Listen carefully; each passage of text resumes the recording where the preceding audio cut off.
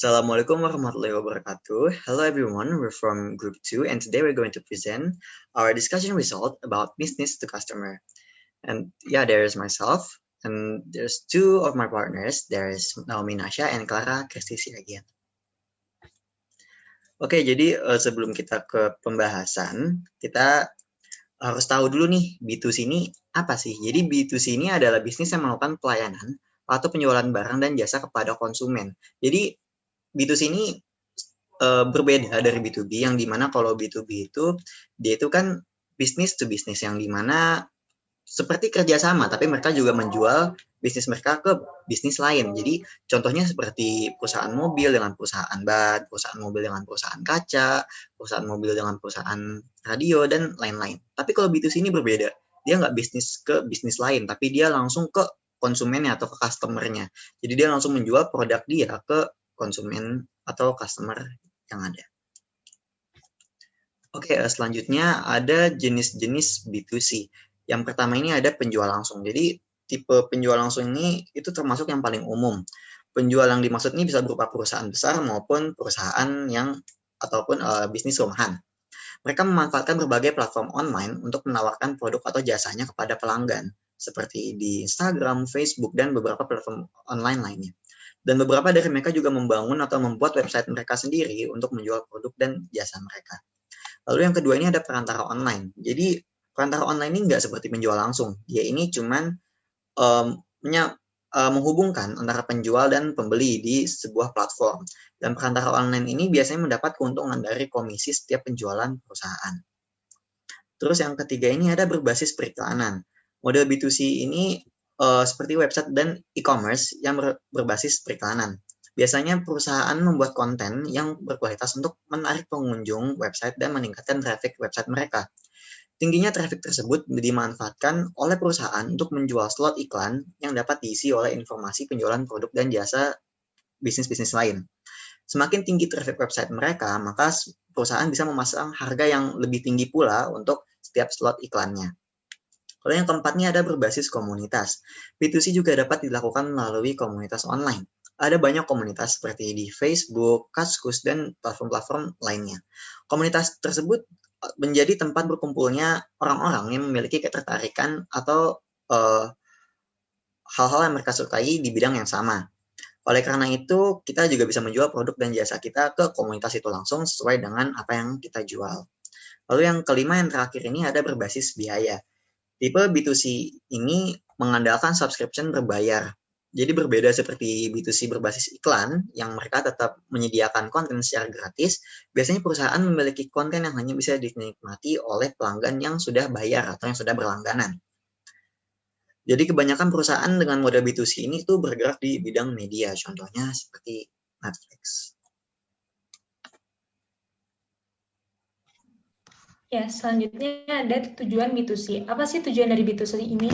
Tujuan dari B2C adalah melayani kebutuhan pelanggan dan mencoba untuk memperoleh laba. Dari hal semacam ini, kesempatan dalam mendapatkan laba lebih terbuka karena penyediaan barang dan jasa bagi konsumen juga lebih terbuka.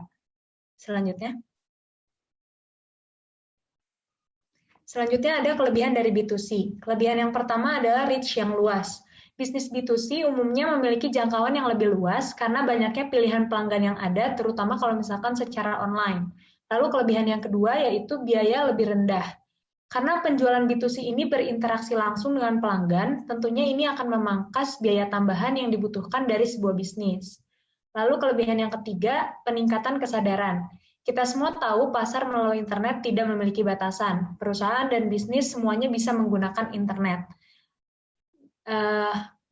Oleh karena itu, mereka itu bisa melakukannya dengan menyebarkan informasi tentang produk mereka, sehingga ketika orang memiliki kesadaran dan pengetahuan tentang produk dan layanan kita, itu akan ada permintaan atau demand yang tinggi.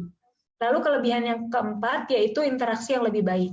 Ketika pembeli dan penjual langsung berkomunikasi satu sama lain, maka kemungkinan besar penjual akan memenuhi kebutuhan pembeli lebih akurat. Karena dengan begitu, penjual mengetahui secara tepat apa yang diinginkan oleh si pembeli. Sebaliknya, bila ada banyak lapisan perantara yang terlibat, maka penjual sulit memahami keinginan dari si pembeli. Lalu kelebihan yang kelima, yaitu layanan yang lebih baik. Ketika pembisnis langsung menghubungi konsumen, mereka harus sangat berhati-hati tentang produk, pengiriman, layanan, karena itu bisa mempengaruhi persepsi dari pelanggannya. Jika pelanggan memiliki pengalaman yang baik atas layanan kita, maka kemungkinan dia akan membeli kembali barang kita. Lalu kelebihan yang terakhir yaitu pengiriman pesan lebih akurat. Pesan yang dikirimkan pebisnis kepada konsumen menjadi sangat tepat. Tim pemasaran bisnis dan perusahaan mengerjakan pesan mengenai apa yang harus mereka kirim ke pelanggan mereka sehingga pesan tersebut tidak boleh keluar dari konteks. Selanjutnya. Nah, selanjutnya ada kekurangan dari B2C. Di sini ada dua, yaitu kompetisi dan infrastruktur. Kompetisi di sini maksudnya saat ini kan ada banyak banget nih platform untuk berbelanja online yang berarti banyak juga pengecer yang menargetkan konsumen mereka. Sehingga hal ini menjadi sangat kompetitif. Di setiap bidang itu pasti ada yang namanya sebuah persaingan, maka sangat sulit untuk bertahan dalam sebuah bisnis. Lalu kekurangan B2C yang kedua yaitu infrastruktur. Meskipun e-commerce memberikan peluang bisnis untuk menjangkau orang-orang secara global, tapi infrastruktur yang digunakan untuk mengirimkan produk atau layanan kita itu sangat rumit karena ada perbatasan negara, pajak, politik, masalah hukum, dan hal-hal lainnya yang terlibat sehingga menghambat bisnis untuk mencapai pelanggan secara global. Next. Selanjutnya itu ada tantangan dari B2C. Nah, pertama itu di B2C, pemasar harus secara konsisten mengoptimasi platform mereka agar menarik dan lebih mencolok sehingga pelanggan terus mengunjungi situs tersebut. Nah, solusi dari tantangan ini tuh apa sih? Nah, solusinya itu ada misalnya dari e-commerce atau dari perusahaan itu ngebuat web atau platform tuh yang lebih menarik, kreatif, terus juga isinya tuh yang dibuat lebih informatif gitu. Nah, terus yang kedua, ada mengoptimalkan SEO mereka di mesin pencarian berbeda agar mendapat peringkat dalam pencarian dan pelanggan dapat mengunjungi platform untuk belanja. Nah, kalau misalnya situs mereka atau kayak platform mereka itu nggak dioptimalin dengan baik, maka nggak bakal dapat peringkat dalam pencarian yang artinya pelanggan itu nggak akan atau kayak bakal susah buat ngunjungin platform kita itu untuk berbelanja. Nah, selanjutnya itu ada keamanan online yang menjadi salah satu tantangan terbesar yang dihadapi bisnis online dan elektronik. Pelanggan enggan membagikan retail kartu, debit, dan kredit mereka secara online kecuali jika platform tersebut aman. Nah, tantangan dari keamanan online ini solusinya itu bagi perusahaan atau bagi e-commerce itu adalah dengan memberikan perhatian khusus terhadap keamanan transaksi online itu sendiri. Selanjutnya itu ada contoh dari B2C, kelompok kami itu ngambilnya Traveloka. Kenapa Traveloka itu disebut sebagai B2C? Karena pemilik bisnisnya menjual produknya secara langsung kepada konsumen akhir melalui sebuah aplikasi atau media. Jadi contohnya itu kayak misalnya pihak hotel atau kayak perusahaan pesawat, dia ngejual tiketnya itu secara langsung ke pelanggan atau ke konsumen akhirnya melalui aplikasi yang disebut Traveloka ini. Oke, selanjutnya. Okay, that is the end of our presentation. We really appreciate having had this opportunity to share our presentation about B2C with all of you. Thank you so much.